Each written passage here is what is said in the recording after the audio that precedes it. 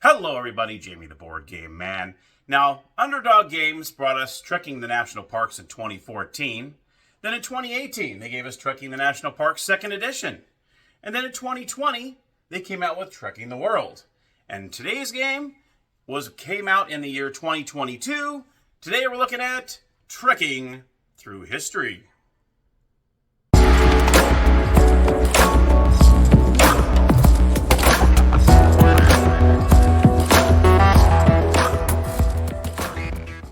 Everybody, here we are with Trekking Through History. Alrighty. So, welcome to Wayback Tours. You're about to go on a 3-day tour of history, traveling thousands of years in a time machine to experience great moments from our past. Trekking Through History takes place in 3 rounds, each representing 1 day of your trip. Each day you'll visit a series of historical events, spending a different number of hours at each. And along the way, you'll score points for sticking to your itinerary and visiting historical events in chronological order. Let's travel. All right, so here we go. Here are the components of the game, and I think the best part about this is, look at this is a playmat. This is actually not a board, it's actually a playmat that comes with it, so that is super, super nice. You have your itinerary cards here. Here is your time clock here. This will determine how many, determine the days and how many, I'll go over that in a second here, all the cards that that designates how many hours per card that it takes you to fulfill that card. You also have your time crystal holders right here. You also have your play pieces and your markers. One is for this, and then the other one is for the time warps, which is it's an additional little expansion that comes with the game. You can choose to play with them or not. You also have this really cool tray. This tray actually comes with it. It has a lid on it too, so when you take it off, it has all your resources and your crystals in there, which is really, really nice. And what's cool is, these are plastic. They could have been, cheapy cardboard, but these are actually plastic. Very, very cool. So you can just take the top off there. You also have your reference cards. Each player will get a reference card. And of course, you have your stacks of day 1, day 2, and day 3. You also have your ancestor cards that you use when you're in a bind. And also it's like a little reference card on how far day 1, day 2, and day 3 go. Here's the earliest time to the latest time of day 1. So if you're playing in the middle of day 1, you see 1903 on there, you probably might not want to get it because it's the very last time frame in that first day. See the second day, and then you got the third day. So it has a little reference of what years are in each day. Okay. So how you do the setup is, depending on the number of players you have in the game, you will have the number of ancestor cards. And what these are like wild cards. So once you start doing your chronological orders, you're picking up the cards. This actually this question mark acts as the last time that you did, which I'll go over in a second. So what you'll do is, we'll say, I believe in a 2-player game, you put 6 of these out here, and you place it right in the ancestor section right here. Okay, we'll go ahead and do a 2-player game. That way I can show you how that's set up. Each player is going to get a reference card. Okay, so we'll go ahead and set one right here. We're going to go ahead and we'll just do the 2 right here, the blue and the yellow. So we'll go ahead and put these 2 back in the box. Okay, like so. I'm going to take these away. All right, we'll put these in the box. This is going to be front and center, so we're going to go ahead and set this a little bit higher. We're going to put this right in the front because this is a pretty important part here. Okay, we'll put your tray over here like so. Put those off to the side, and then each player will pick 4 itineraries. So we'll put 4 here. 1, 2, 3, 4, and put 4 over on player 2. And you put the rest in the box. Then you're going to go ahead and shuffle up days 1, 2, and 3. So day 1, let's go ahead and just shuffle a little bit here just to kind of show how these work here. You place the space up, and you're going to go ahead and place 5 of them out here, leaving this one face up like so. All right. Okay, then you'll put 2 and 3 off to the side. We'll use those in the later rounds. Okay, there you go. Okay. And I'm going to put that here because that fell on the floor. And that's pretty much the setup here. And then what you're going to do is you're going to put your clock on the 12 o'clock here to begin the game. We'll say yellow is the first player, so yellow will be on top. Each player will have their markers. Obviously, one's going to go on the tracker. Okay, and the other one you're going to hang on to, and you'll see if you decide to do the time warps, and these are like little bonuses you can do along the way. We won't put these in, I'll just show you the basic way to play. So on your turn, you are going to decide which one of these cards you want to place in front of you as you're trying to get a chronological order from earliest to oldest, as many as you can in a row. So we're going to put the purple on, the blue on this side. Purple or blue, I don't know, it's funny. This looks like purple, this looks like blue. So I don't know. We'll say blue. I'll put this over here. All right, and the yellow will be over here. Okay. So let's just say it is yellow's turn here. Yellow's first player. They decide they want to go ahead and go to BCE, which is before Common Era. This is the earliest card up here. And when you do is when you choose this here in the lower left-hand corner shows how many time spots it takes to get this card. These are the resources here on the lower right-hand corner. You'll get that resource and any resource that's underneath that card. So first of all, what you're going to do before you do that, I almost forgot, is you're going to choose one of these itineraries that you want to use for this game. So I'm just going to blindly use this one for the player 1, and player 2 will use this itinerary. Now as you get these resources, you're going to place them on the topmost portion of that color. And you can see here, if you land on one of these numbers here, that's how many points you would get. So if I get my second red, I'll get 2 points. You'll see here, if I get a third blue, a second yellow, and a second green, I will get 10 points for completing this row. Obviously, these are when I actually land on them, then you get those points.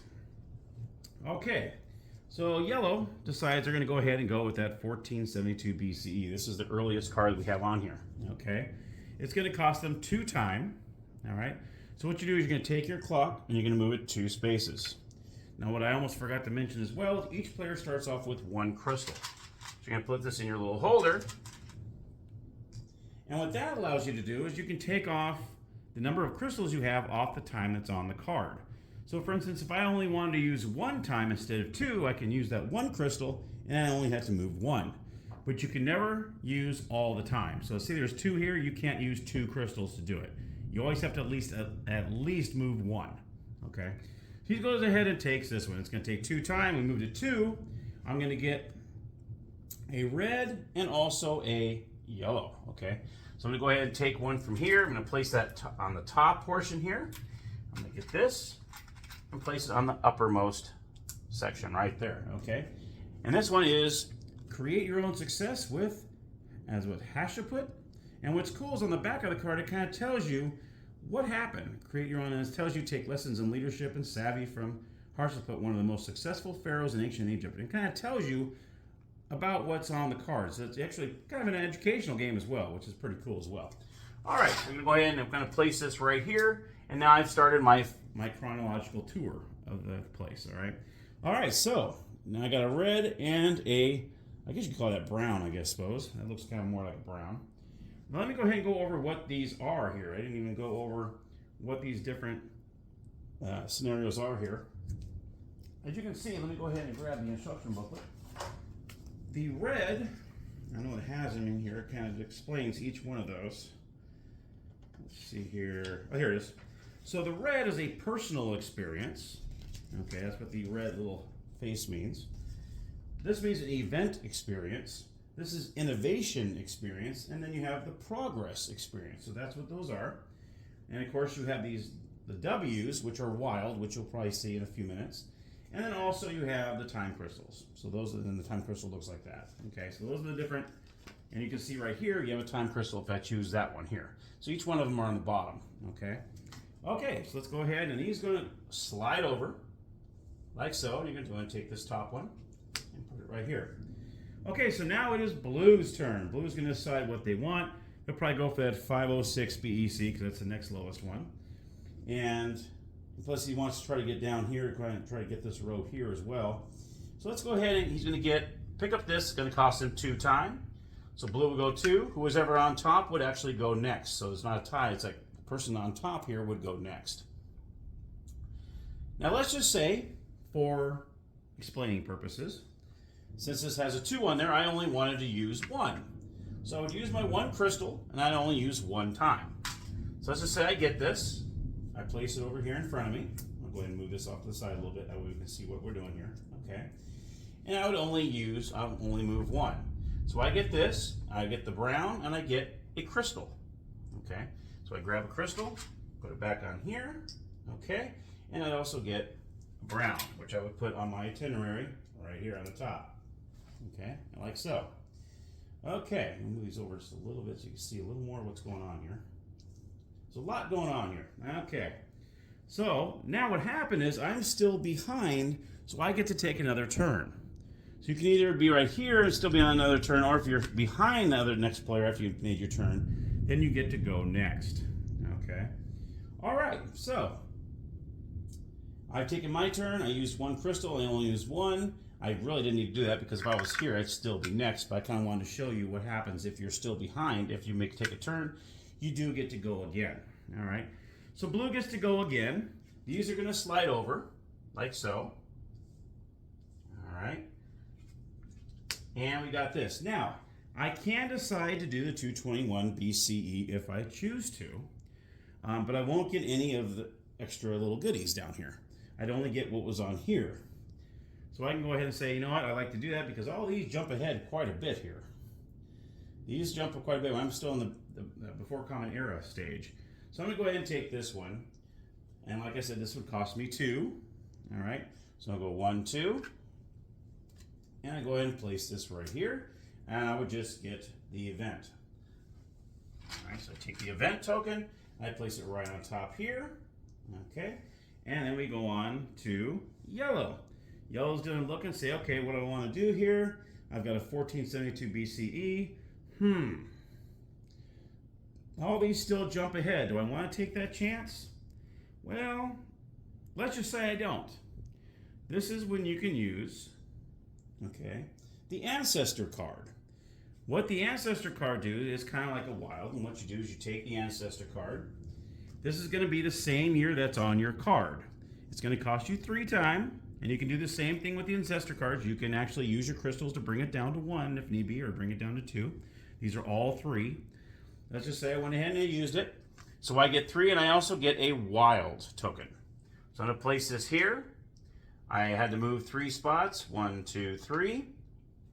And I get a wild, which are purple ones. And I can place it anywhere on the next one. Let's just say I want to place it here and get those 2 points. So I'll go ahead and place the wild there, and yellow moves to 2 points. All right, so he moves 2, and now he's on the board scoring. And now that is his turn there. That's all you do there. Now that question mark, like I said, acts as another 1472 BCE. He wants to see what happens on this next one. Okay. So now it's back over to blue. Blue's going to decide, well, the next lowest one is 1271. But I do get 3 of them on here. I won't get an extra one down below, but it's going to cost me 4. I've got 1 crystal. Let's just say I want to go ahead and use it. I'm going to go ahead and get this 1271. Travel the Silk Road with Marco Polo. Okay, and of course that has a little tidbit of information on the back there. I'm going to go ahead and use this. I'm going to get 2 red and a wild with this. So I'm going to go ahead and place the 2 red here, like so. I get a wild. And I'm going to go ahead and start the brown here. So I'm going to go ahead and I place that there. I'm going to place this just like that. Now I did use 4 time on that. So it's going to be 1, 2, 3, and 4. Okay. So I think you probably get the gist of how this works here. Okay. So, and what happens is, obviously nothing slides down. So now now player 1, you can get a second ancestry card if you want to. That is totally legal. You can do that. Or you can just bite the bullet and try to pick one of these here and just keep going. Okay. Let's just say he's going to bite the bullet here. He's going to go ahead and go 1230. That's the next. And you don't always have to go the oldest one. I mean, you can jump ahead a little more because maybe you might need some itineraries. You might need some coins to get to a certain, landmark here. Like this one, you want to get these because if you get these 3, you get 10 points. So you don't always have to pick the oldest one. I'm going to go ahead and choose this one. It's going to be 3 time for yellow. 1, 2, 3. And he gets an innovative. And he also gets, let's see, where we get, we got that from the top here. So that's all he's going to get is that one. So he places this here. He's going to get lightning bolt, and he's going to put that right there. Okay. So all he needs is, well, he gets 3 blues and 2 greens in order to get that 10. That's going to be a little tough here, but we'll see what happens. Now, you kind of get the gist of how we do this, okay? So what happens is when you go up here, say you're right here and you get a 3 or a 2, whatever, you're always going to stop right here. This is the end of day 1. Okay, so no matter what, how many time you get, you always have to stop here, and then that's going to be the end of day 1, all right? Now, if you land on this 12 exactly, say you were here and maybe you had a 3 and you used a time crystal, and you made it down to 2, you can use that on this. You get a 3-point punctuality bonus. So if you land right on 12, you get that 3-point punctuality bonus, and you're able to move up on the score track. There's going to be a time when you're going to have some of these like so. Let me go ahead and show you an example here. Let's just say you're moving right along here and you're doing good. You're getting these in pretty good order.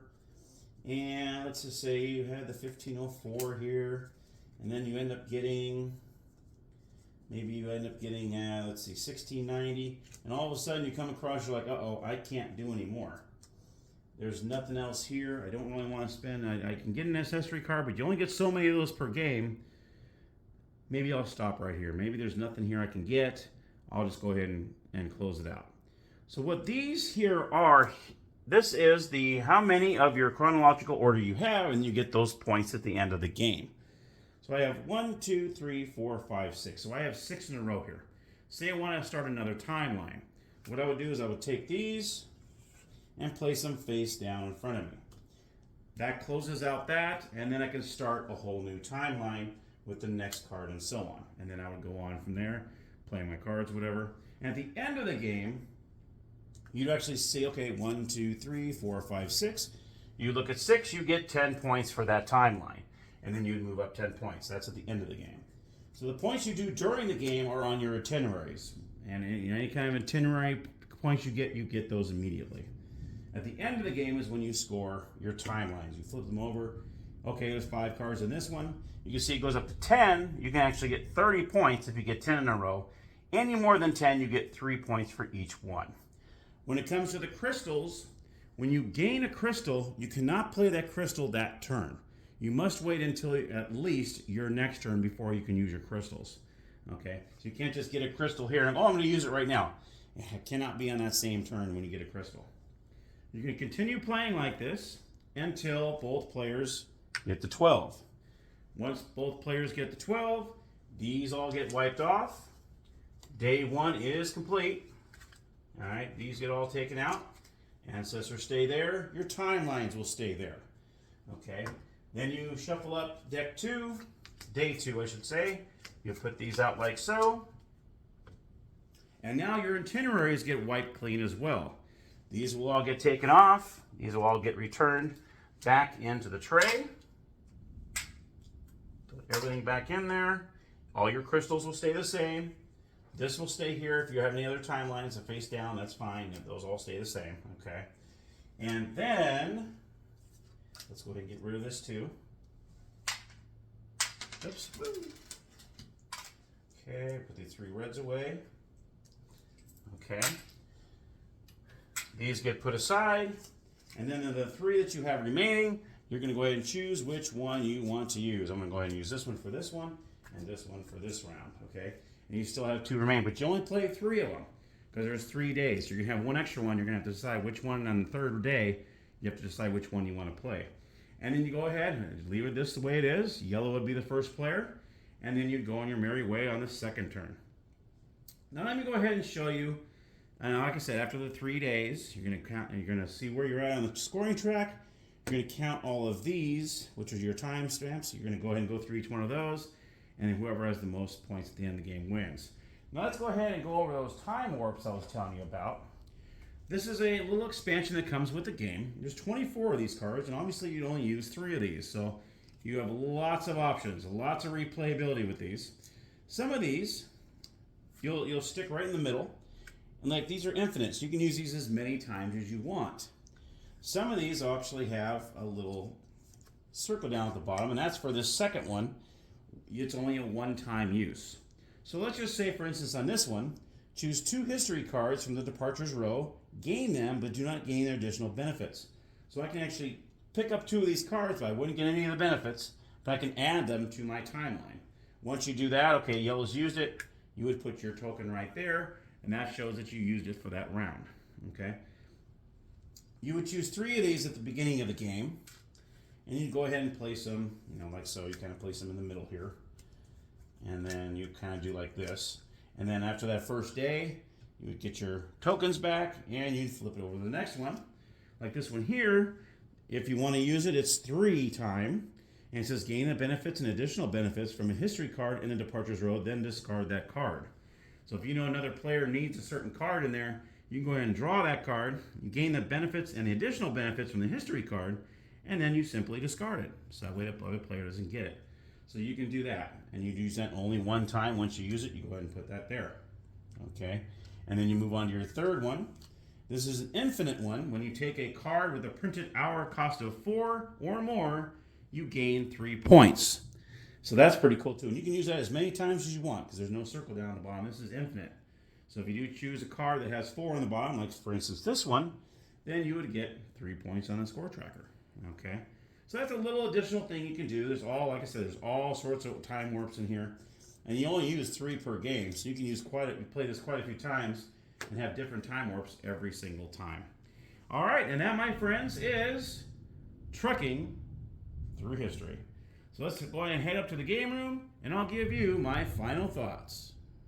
All right, so my final thoughts on trekking through history. This is a fun game. This is a really, really cool game.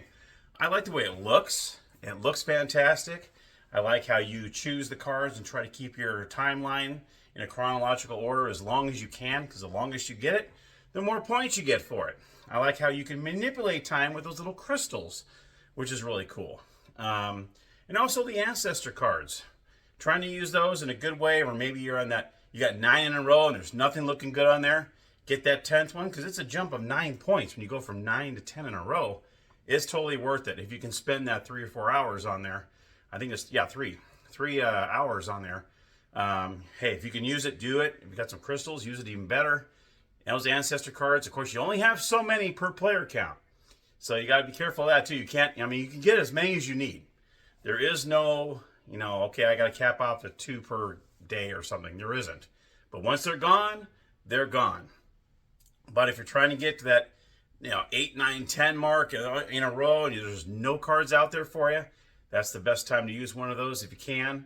Or maybe you're tapped out at that 1903 on the end of day 1. And, I'm at the end and I'm at 9. Okay, I'm going to use that ancestor card, get it to 10, and then I'll close it out. Something like that. There's a lot of strategy involved in this game.